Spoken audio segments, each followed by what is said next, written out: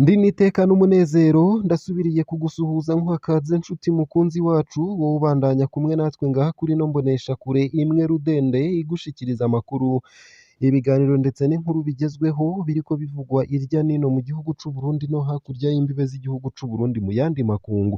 Ndaguhaye kaze, ndaguhaye mwiriwe neza cange mwaramutse bivanye n'aho udukurikira uherereye. Ico utegerezwa gusa ni ugufyonda sabone cange subscribe, nawe utarafyondako hama ukabandanya ushikirwa n'amakuru, ibiganiro ndetse n'inkuru tubandanya gushikiriza. Ndakwipfurije kubandanya uragira ibihe vyiza ndetse no kuroranirwa mu vyo uriko urarangura vyose uwu munsi. Ano makuru ya kano kanya rero araba afatiye ku ngingo nkuru zikurikira. Umugambwe uri ku butegetsi uriko wegeranya ku nguvu amafaranga y'imyiyamamazo. Abanyagihugu b'intara za Rutana na Makamba mu bumanuko bushira ubuseruko bw'u Burundi bahamagarirwa guterera ku nguvu amafaranga azokora mu myiyamamazo y'umugambwe CNDD-FDD mu matora ategekanijwe mu mwaka w'ibihumbi 2025. Abanywanyi b'umuhari w'urwaruka rw'umugambwe uri ku butegetsi bazunguruka amakomine yose begeranya ayo mafaranga. Kubw'abanyagihugu iyo ntererano yategerezwa kuraba abanywanyi b'umugambwe uri ku butegetsi gusa, ariko siko biri kubw'amasoko yacu. Abanywanyi b'umuhari w'urwaruka imbonerakure hamwe na bamwe mu ndongozi zo mu ntwaro ku rwego rwo hasi mu mwambaro wa CNDD-FDD umugambwe uri ku butegetsi barazunguruka imitumba bakinjira mu mihana bafise ibitansi vya CNDD-FDD. Uzonabasanga kandi ku migozi hampande y'abatoza amakori ya komine ku makomine yose. Mu makomine amwamwe nka Makamba na Giharo izo mbonerakure zisaba amafaranga ari hagati y'igihumbi kimwe n'ibihumbi 2 vy'amarundi, bagaca batanga igitansi kiriko ikimenyetso c'umugambwe CNDD-FDD handitsweho hati intererano mu matora yo mu mwaka w'ibihumbi 2025. Ivyo ni ibivugwa n'abanyagihugu. Vyinshi kuri iyo nkuru ni mukanye mu buryo bw'idonido ntuje kure. Nayo mu yandi makuru kandi no kwishirwaho ry'umurwi wigenga ujejwe gutegura amatora muri komine ryateye impari. Muri komine Gitega iyerekanwa ry'agateganyo ry'abagize umurwi wigenga ujejwe amatora muri komine ryarabaye kuri uwu wa gatanu wa 23 Myandagaro 2024. Ni mu ntara ya Gitega hagati mu Burundi. Uwo murwi ugizwe n'abantu 7 bose bakaba ari abahutu. Kubw'umukuru w'umugambwe Sahwanya Frodebu ubwo busumbasumbane ni ikimenyetso c'uko amatora yimirije hatazoba arimwo umuco. Umurwi wigenga ujejwe gutegura amatora muri iyo ntara wowo wemeza igihushane. Abagize uwo murwi batowe bataraja mu mashirahamwe yigenga. Kubw'imigambwe itavuga rumwe n'uri ku butegetsi, ayo mashirahamwe nayegereye umugambwe uri ku butegetsi. Umuryango w'Abayisilamu mu Burundi nawo nyene waraserukiwe. Hatowe abantu 7 bose baboneka ko ari abahutu. Ayandi moko niyaserukiwe bikwiye, kuko akaba ariko umwe mu bo mu mashirahamwe yigenga agaragaza umubabaro. Vyinshi kuri iyo nkuru navyo ni mukanye mu buryo bw'idonido. Nayo kandi ishamba cimeza rya Kibira rirageramiwe n'abasangwa butaka batagira amatongo yo kurima. Abanyagihugu mu makomine ya Matongo ndetse na Muruya mu ntara ya Kayanza mu buraruko bw'u Burundi barageramiye ikibira. Ni ibivugwa n'ikigo c'igihugu kijejwe gukingira ibidukikije OBP. Ayo makuru aremezwa n'abajejwe intwaro muri ivyo bice bagasigura ivyo bafatiye ku bukene bw'amatongo yo kurima ku banyagihugu baba ku nkengera y'iryo shamba, na cane cane abatwa inkehwa zinakumirwa mu Burundi. Amasoko atandukanye akaba avuga ko abonona iryo shamba ari abantu baja guhiga ibikoko kandi baja kurondera n'amatongo yo kurima. Baja guhiga inkende n'inyoni barya. Ikindi n'amatongo yo kurima arakenye cane muri iyo ntara irimwo abantu benshi cane mu gihugu. Abatwa ntibagira amatongo yo kurima bagaca baduka baca ibiti kugira ngo baronke ayo matongo yo kurima.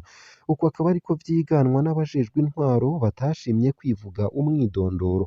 Vyinshi kuri iyo nkuru navyo ni mukanye mu buryo bw'idonido. Husayo gusa ayo hamwe n'ayandi ni mukanye mu buryo burambuye ntuje kure.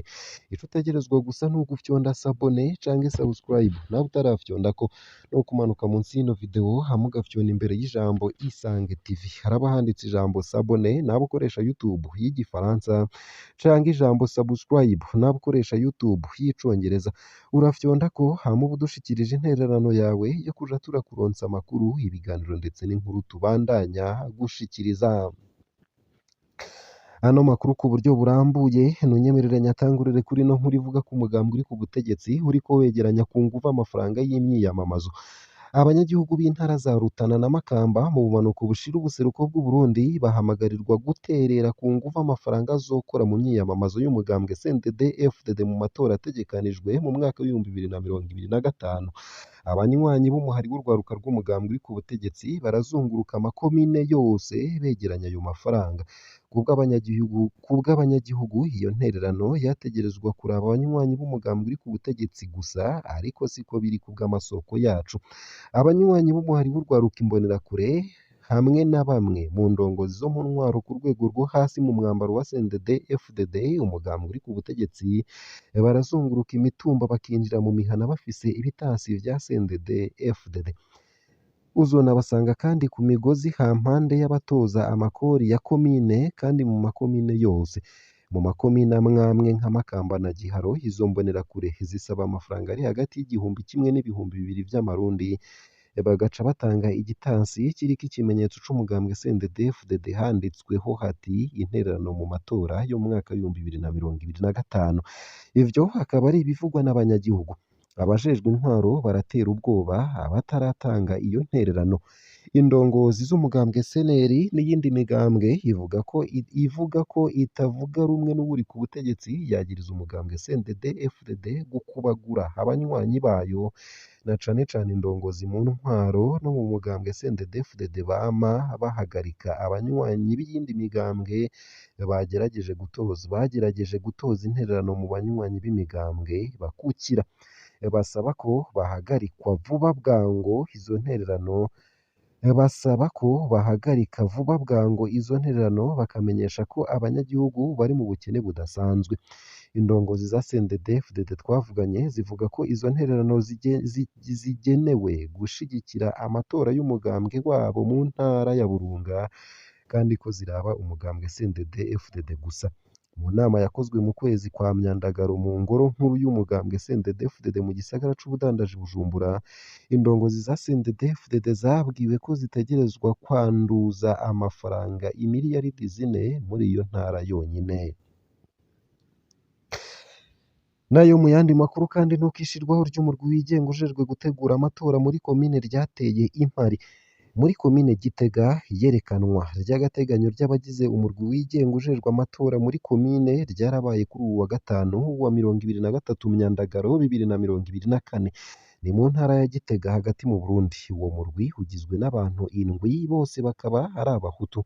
Kubw'umukuru w'umugambwe Sahwanya Frodebu, ubwo busumbasumbane ni ikimenyetso c'uko amatora yimirije atazoba arimwo umuco. Umurwi wigenga ujejwe gutegura amatora muri iyo ntara wowo wemeza igihushane.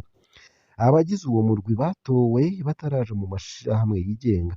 Kubw'imigambwe itavuga rumwe n'uwuri ku butegetsi, ayo mashirahamwe yegereye umugambwe uri ku butegetsi. Umuryango w'abayisilamu mu Burundi nawo nyene waraserukiwe.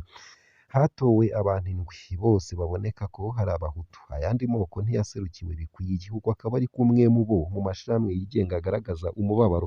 Umugambwe Frodebu wari waneguye ishirwaho ry'imirwi ikukira seni ukabona ko ari inkinamico. Ku wa gatandatu wa 17 Myandagaro mu nama isanzwe y'abaserukira abandi ku rwego rw'igihugu, Patrick Nkurunziza arongoye Frodebu yari yamaze kwiyamiriza ishirwaho ry'imirwi itarimwo bose. Ephraim Manirakiza icegera c'uwurongoye umurwi ujejwe amatora mu ntara ya Gitega abona ko ishirwaho ry'umurwi ujejwe amatora muri komine Gitega wabayemwo umuco.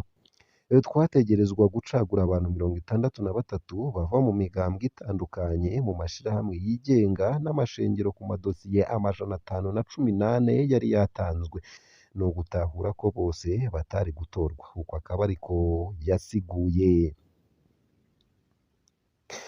Nayo mu yandi makuru kandi nuko mu ntara ya Kayanza ishamba cimeza rya Kibira ririko rigeramirwa n'abasangwabutaka batagira amatongo yo kurima.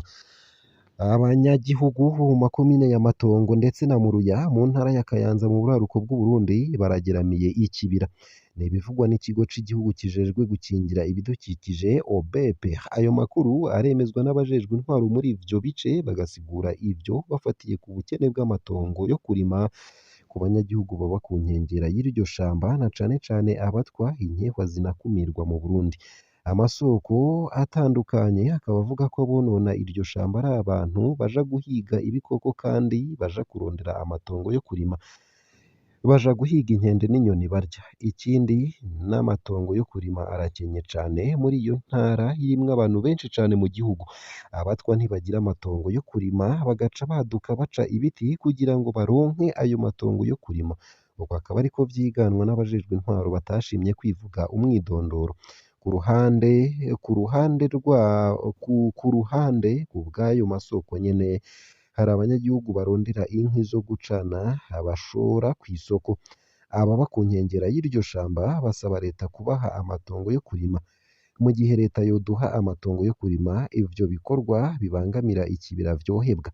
Turazi ko iryo shamba rifise akamaro kanini kuri twebwe no ku gihugu, ariko nta yandi mahitamwo dufise kuko dutegerezwa kubaho.